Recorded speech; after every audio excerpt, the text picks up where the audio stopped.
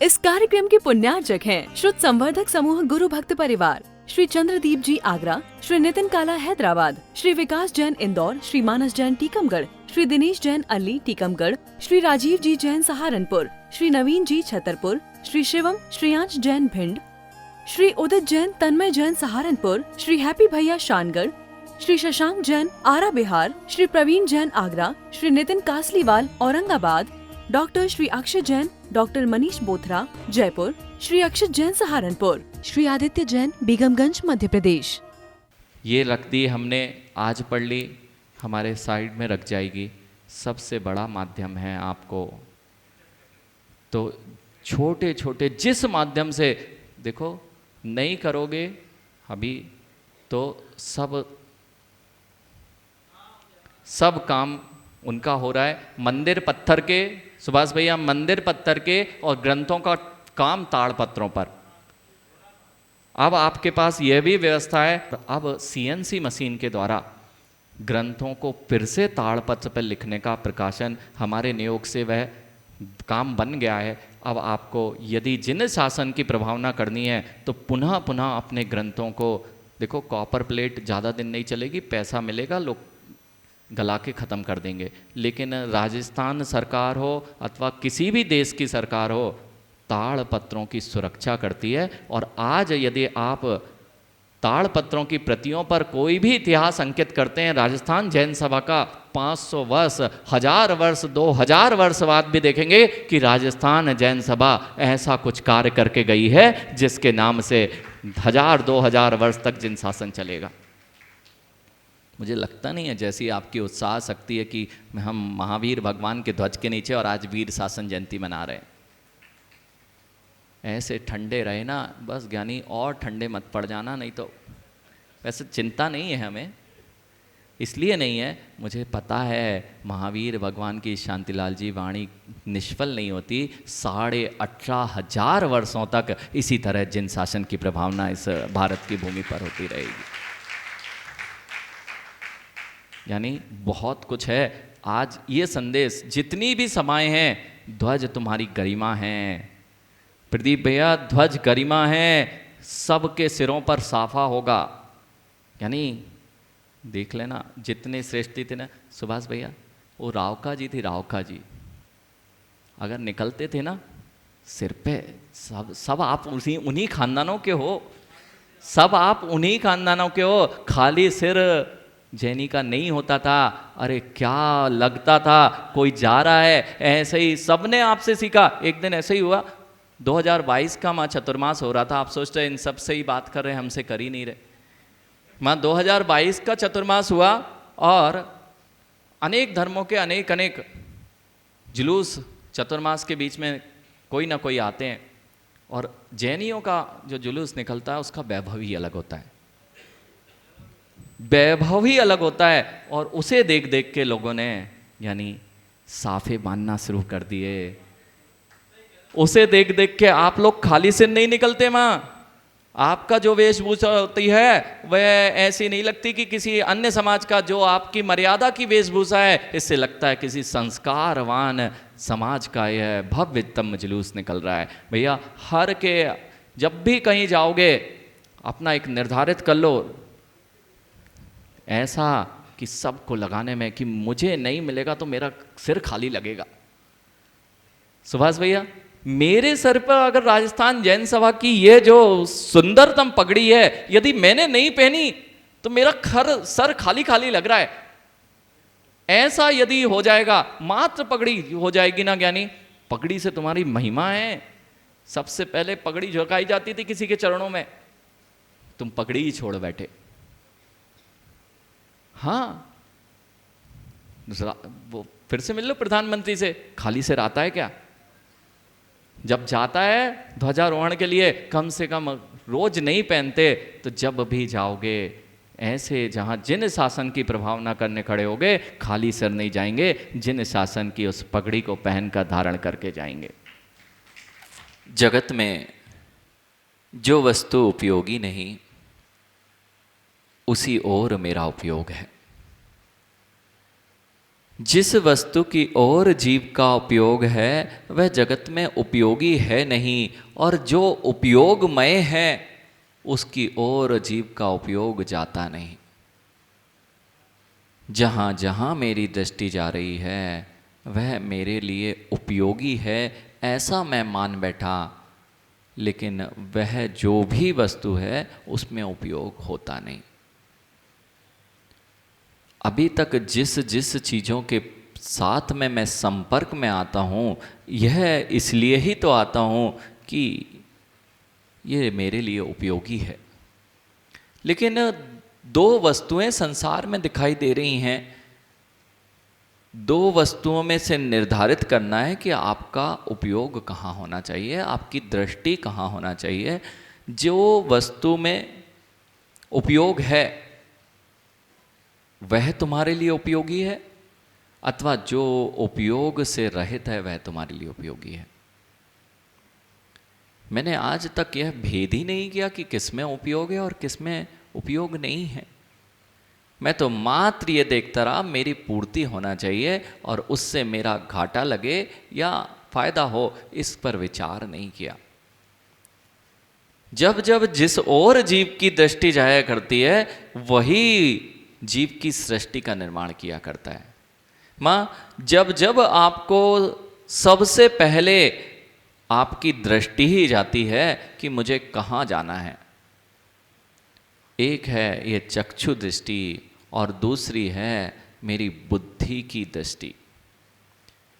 आज मुझे अमुक स्थान पर जाना है, यह दृष्टि जब तक नहीं आएगी कब तक आप उस स्थान पर पहुंच सकते हैं। सबसे पहले यदि यहाँ से आपको अपने तीर्थ क्षेत्र की वंदना करने के लिए जाना है तो पहले दृष्टि में आता है कि मुझे तीर्थ क्षेत्र की वंदना करने जाना है, और जिसकी दृष्टि में ही कभी ना आया हो वो कब तीर्थ क्षेत्र में जाएगा। मिल भी जाएगा तो दृष्टि क्या, जिनालय के सामने से अनेक अनेक लोग नहीं निकला करते, दर्शन नहीं कर पाते, दर्शन नहीं कर पाते। जिनालय के सामने से अनेक बार हम निकल जाते हैं क्योंकि दृष्टि कहीं और थी।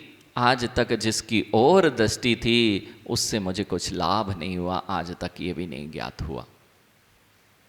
जितना पुद्गल द्रव्य जो भी जाना जाता है मनीष, ये सब कुछ उपयोगी लगता है, लेकिन बेचारे जितने लोग इसको उपयोगी मान के अपने उपयोगमय जीवन को नष्ट कर रहे हैं।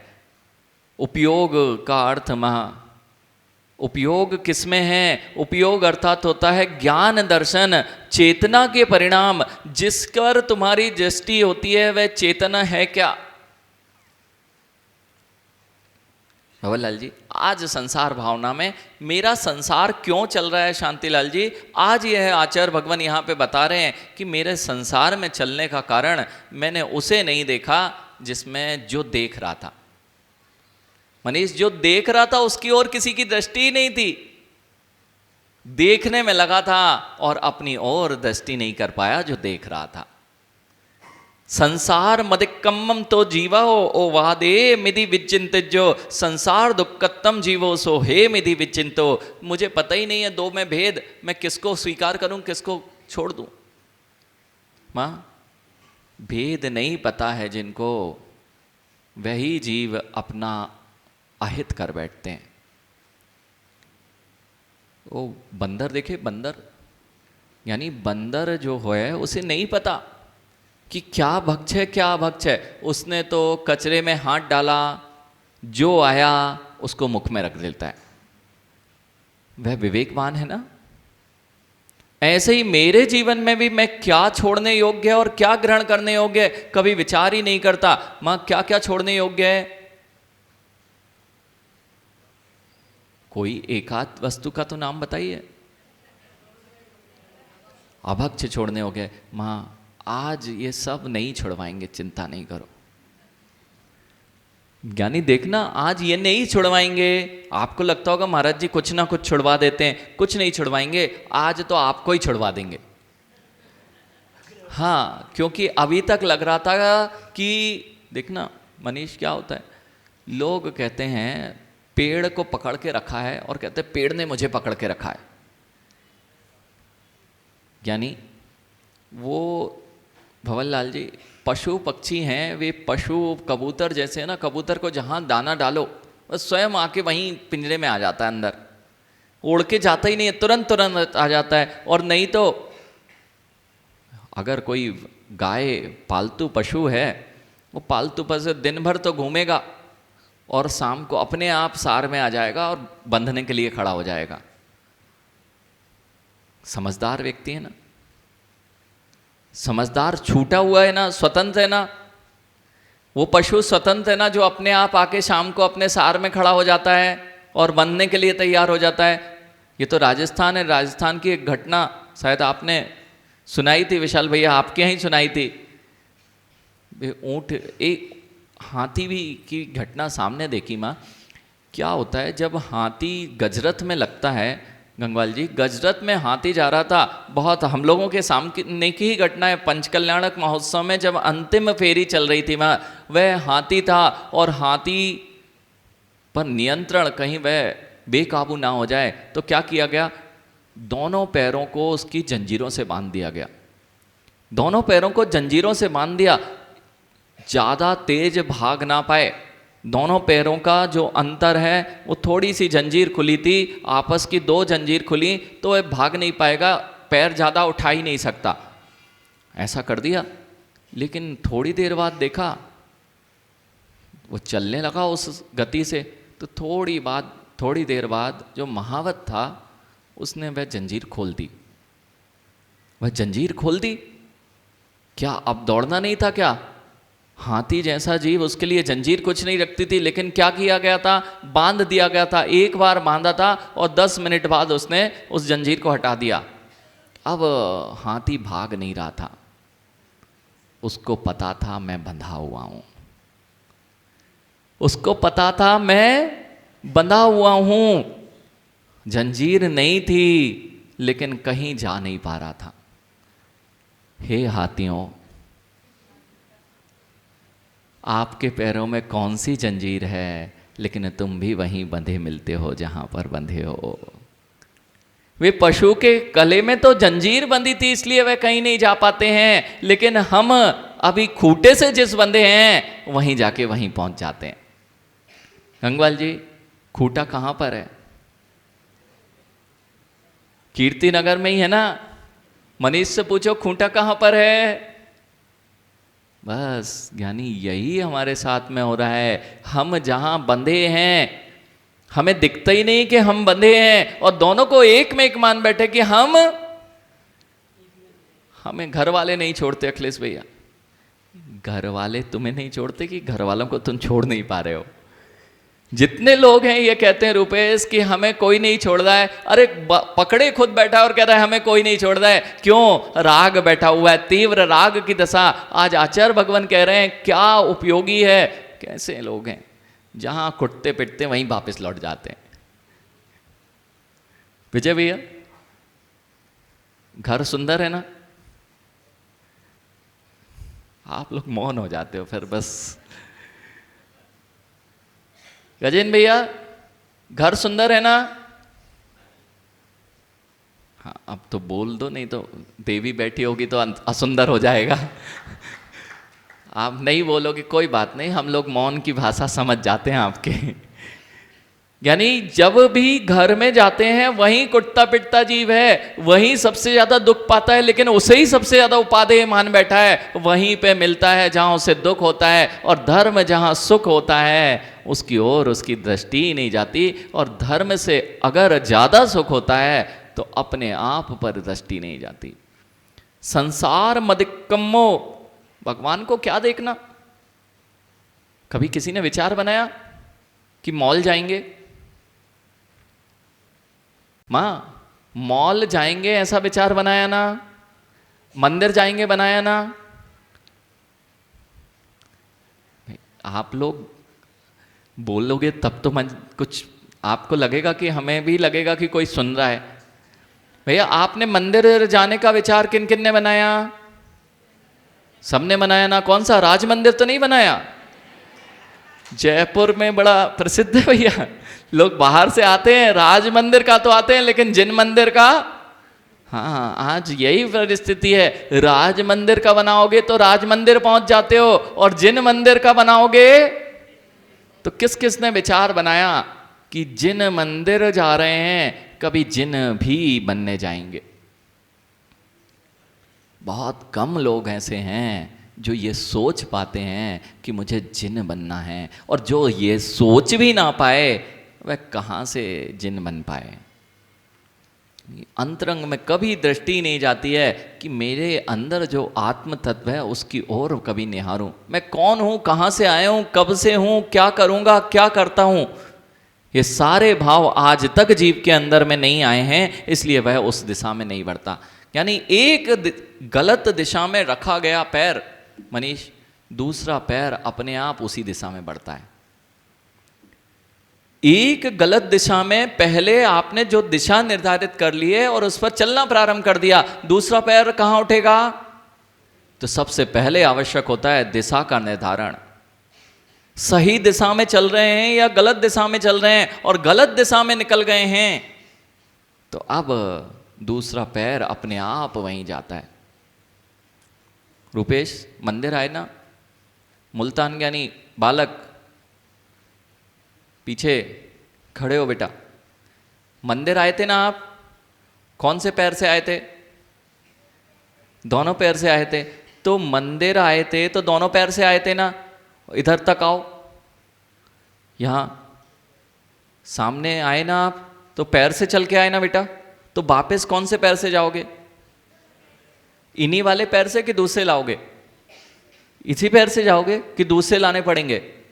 यदि इन्हीं पैर से आगे आया जाता है तो इन्हीं पैर से वापस भी जाया जा सकता है। समझो ज्ञानी, जिन पैरों से तुम कषायों को भोगते हो, जिन पैरों से पंचेंद्रिय भोगों का भोग करते हो, वही पैर दिशा बदल दीजिए, वही पैर तुम्हें जिनालय की ओर ले जाएंगे, वही तुम्हें भगवान बनाने की ओर ले जाएंगे। दृष्टि यानी किस पैर से वापस जाओगे? दूसरे लाने पड़ेंगे का? सबको बता दो बेटा, जिस पैर से हम सही दिशा में बढ़ते हैं उसी पैर से गलत दिशा में भी बढ़ा जाता है, और जिन पैर से हम गलत दिशा में हैं अपनी दिशा को विपरीत कर दीजिए, आप सही दिशा में पहुंच जाएंगे। बोल दो बेटा सबको, कहना सही जगह जाना है तो सही दृष्टि में लाइए। इस कार्यक्रम के पुण्यार्जक थे श्रुत संवर्धक समूह गुरु भक्त परिवार, श्री चंद्रदीप जी आगरा, श्री नितिन काला हैदराबाद, श्री विकास जैन इंदौर, श्री मानस जैन टीकमगढ़, श्री दिनेश जैन अल्ली टीकमगढ़, श्री राजीव जी जैन सहारनपुर, श्री नवीन जी छतरपुर, श्री शिवम श्रेयांश जैन भिंड, श्री उदित जैन तन्मय जैन सहारनपुर, श्री हैप्पी भैया शानगढ़, श्री शशांक जैन आरा बिहार, श्री प्रवीण जैन आगरा, श्री नितिन कासलीवाल औरंगाबाद, डॉक्टर श्री अक्षय जैन, डॉक्टर मनीष बोथरा जयपुर, श्री अक्षत जैन सहारनपुर, श्री आदित्य जैन बेगमगंज मध्य प्रदेश।